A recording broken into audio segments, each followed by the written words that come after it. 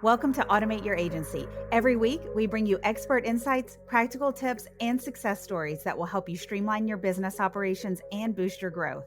Let's get started on your journey to more efficient and scalable operations. So one of the things that we love doing with a new client is getting in, meeting the teams, and doing what we call a priority impact review. And so, Alane, I thought on this episode, we could outline what it is we do in those and maybe give some ideas so that the listeners can implement that in their own business. Yeah, I think that's a great idea. And we started implementing this because early in the business, we were working with clients and we made the assumption that they knew where things were broken.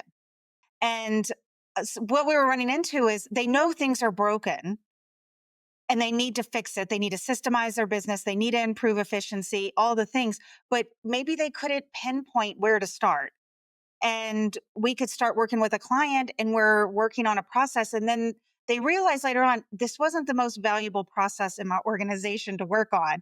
So we started listening to this and we evolved into doing this priority impact. Yeah, and this is maybe our fancy name for a discovery process.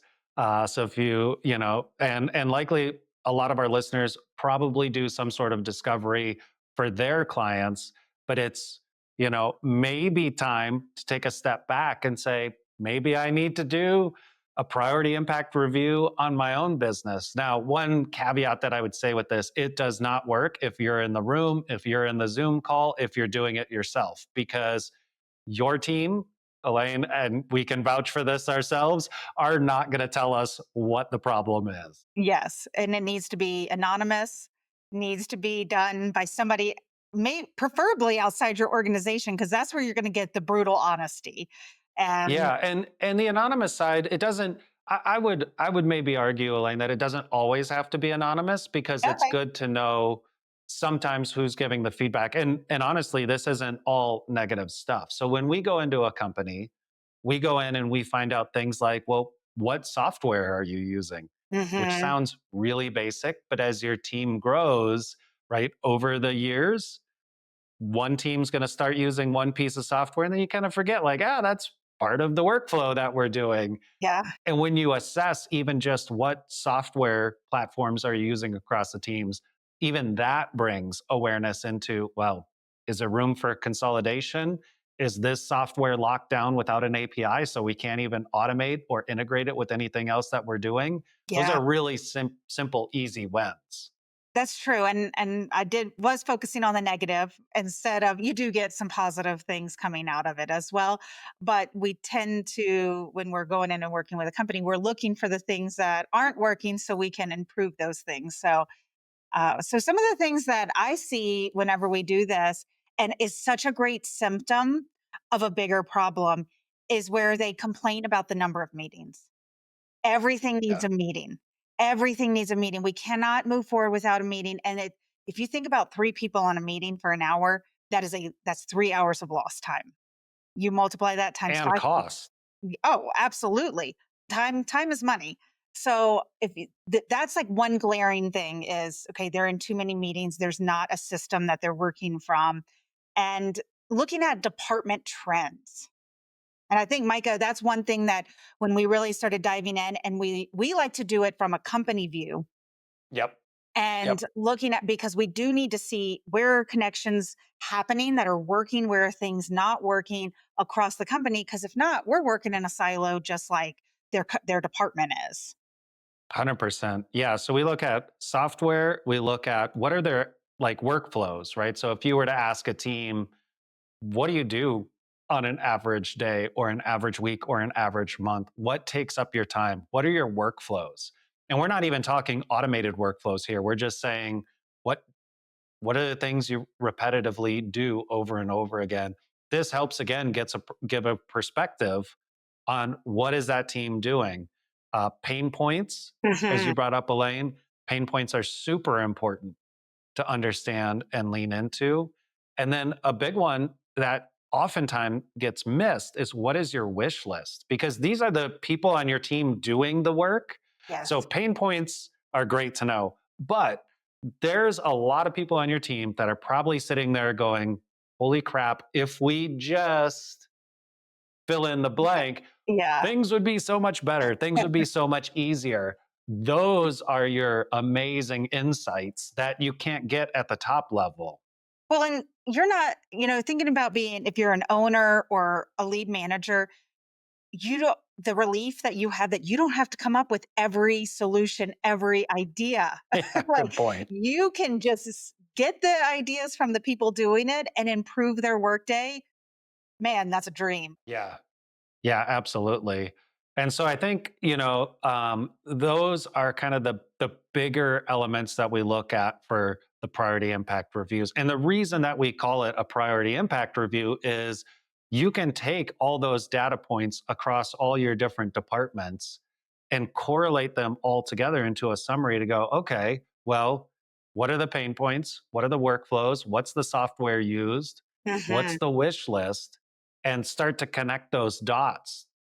When you connect those dots, you have the ability to get to impact, Yes, positive impact. But I don't, for the most part, you could create a very long list from depending on your team size and how many people are spoken to, a very long list of all of these things that you could do. And suddenly it becomes very overwhelming. it can. And I've seen some, larger, the more team members you have, a larger team, the more data that you have to work with. And then you can, in that instance, feel overwhelmed. And Micah, I thought while we were talking, let's just take a step back and talk about what the process that we're talking about actually looks like. We have evolved to doing a questionnaire initially that gets sent to individual team members, whether that's the whole company or by department, whatever it looks like that that organization wants to do it. And the reason that we started doing it that way and then doing interviews afterwards is if you do interviews previously, they haven't had time to really think through it. And if you do a group call, just like in any group call, people are going to latch on to one idea. Some team members aren't going to speak up.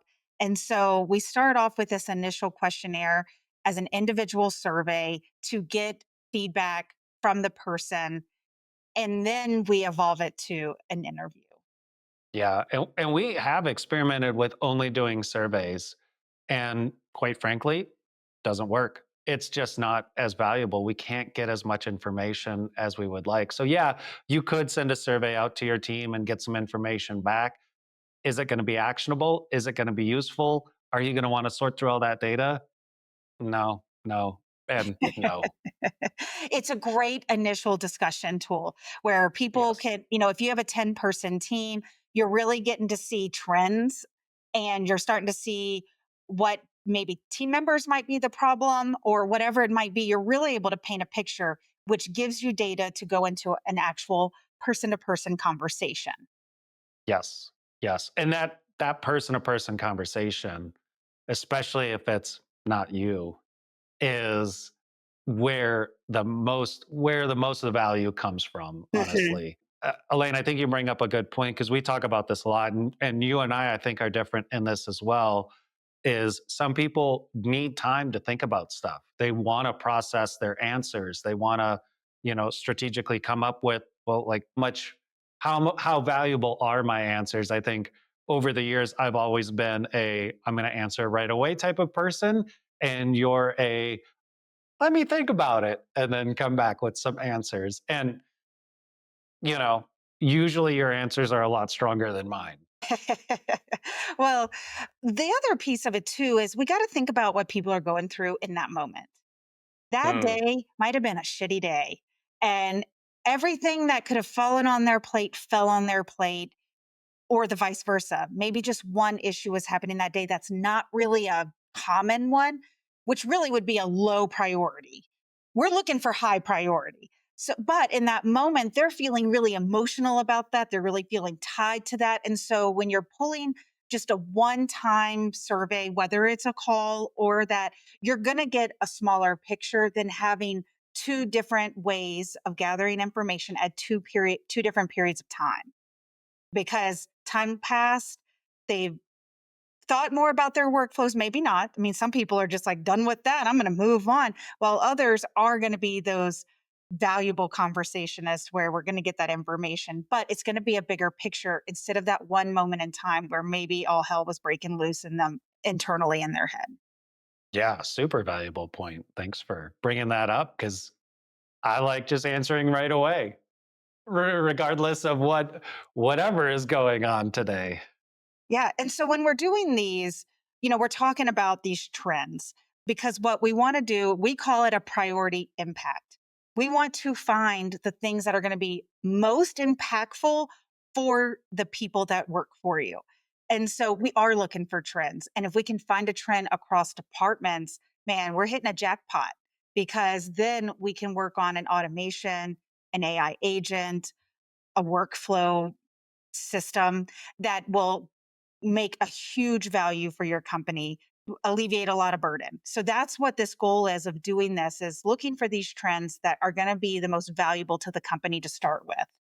Yes, and that's how we prioritize them as well, because the ones that can make the biggest impact are definitely the ones that you're going to want to start with, the ones that break down silos and walls between the departments, the one that solves problems for multiple people in multiple departments. Definitely start with that. You're taking out huge chunks of problems at once versus a bunch of little things that Yeah. you can address later on. And a lot of times, what we find is by tackling some of these more priority ones that have the bigger impact, the little ones can fade away. Yeah. And I'm going to play devil's advocate just for a second is some of these things we might choose with the organization, like what are some quick wins here? Because if we're always doing a 3-month project, then it can feel like, okay, the next big thing, and then we've got to wait, 3 months till we finalize this process. So sometimes when we're working with a team or an organization, we are looking for the mix. Okay, what is going to be a huge impact, huge value for the company? And then what are some smaller wins that still will make an impact that we can kind of mix in there? Yeah. Yeah. And sometimes we can get both and we can get a huge impact that's a quick win. Mm-hmm. And Ooh, that's really what we're hoping for. yes. So we're developing this, and what we do at the end is we produce a report and go through the results. Now, some ways this might be a one-time thing where we send it out to the entire organization. We're taking all this data, then we're doing interviews and we're producing a plan from that. And there's so much data in there, there's so much work that, that's fine. And then we have some other organizations that operate differently.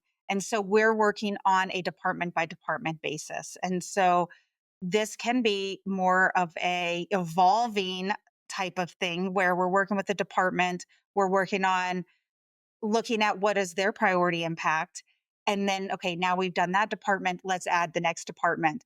And these things that we're talking about still work the same way. We're going to make something impactful for that department. But as we start adding other departments, we're still looking for those trends because, hey, marketing over here is complaining about this from sales, the two organizations that love to complain about each other.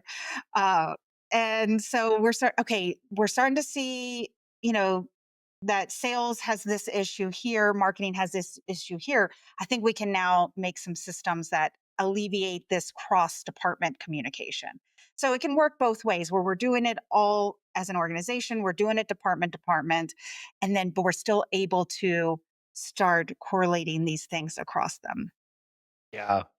Yeah. So I think that, there's a couple topics that I'd love to touch on as we're wrapping this episode up. One is timeline of this. I'm always of the mindset that this shouldn't take long. Let's just do some quick interviews. But honestly, the reality is this stuff can take a month Hmm. because it is hard to get the right time scheduled with the right people in an organization. That's the time consuming part. The interviews are generally 30 to 40 minutes. And then there's the time correlating it all and putting it together in the report. But really, the bulk of the time is just getting people on a call. Hmm. I mean, that is time consuming. They've got to block it out in their day. They're mixing it in with their normal work day. And we're really trying to alleviate as much of the time. Like, we don't want them to have to spend a lot of time. We just need to get that information and coordinate with them. Yeah. Yeah. Another thing would be common trends that we see. For me, it's data management or data handling. We've got Department A has some of the data, Department B has some of the data. How do we get it in between the two departments? There's a lot of copy and paste. There's a lot of discrepancy. There's a lot of versioning. There's a lot of problems with data. Mhm. That's a real common one. Another Yes. one is communication. How do we communicate between our departments? How do we communicate between people? Um, Whether it's maybe Elaine loves using Slack, she doesn't, but you know, um, but Micah loves using email, and then Bo loves using, you know, ClickUp. If you don't start understanding how your teams are communicating, then these become problems. Yeah. And that's a really common one that we see as well. But yeah, I mean, I remember reading through one, and that was a very big issue. Different people on the team communicated differently, and it was chaos for the department that had to handle everything. And data feels like, I always hear the word data at first, and I'm like, I don't really feel like this is data. But anything is data if you're taking it from one place and putting it in another. Sales just brought on a new client. That data needs to get to the account manager. So I always kind of cringe at first, and I'm like, wait a minute, everything is data, moving things from one place to another. Another example that can be this friction point that we see a lot is the marketing team gets requests all the time. They need this, they need this, they need this, but they also need information to produce what they need. And how do they start to streamline that? How do they start getting that information? So we do see these common trends either between departments or even internally, and a lot of it does revolve around the two things that you just mentioned. Yeah. Yeah. And so then I think the third thing that'd be really interesting to kind of touch on here is some of the solutions. So obviously we started a podcast called Automate Your Agency. Automation to us is a huge piece of the pie, but how do you get to automation? You have to standardize, you have to systemize. And at the maybe at the base or the crux of most of the issues that come up, it's because things are not standardized Mhm. and they're not systemized. And the difference is the standardization is you're trying to do it in the same way every time. And systemization is doing it the same way every time in the same order in a system.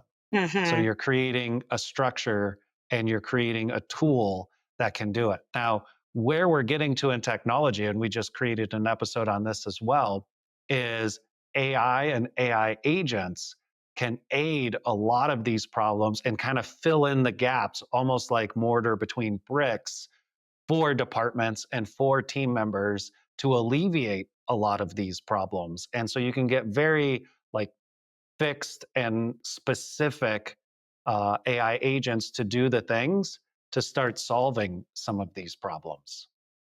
Um, and I always go back to, you need to have technology to be able to use AI agents. If everything is just up to the person and everything is in their head, you cannot automate that, whether it's with AI agents or with regular automation, whatever it looks like, is you've got to get that information out of people's heads. So I think we could wrap this up, Micah, with just, if you're wondering where to start with systemization, a priority impact report is a great way to look at what are the most glaring issues, what can make the biggest impact, pairing it with in person interviews and a survey, and really looking for trends in the data. Yeah, I was going to say it's basically doing discovery on yourself, and then we'd call this episode Discover Yourself, but I don't think that's the approach that That, we want to take here. we'll do some A B testing on it. Yep, perfect. Thanks, everybody.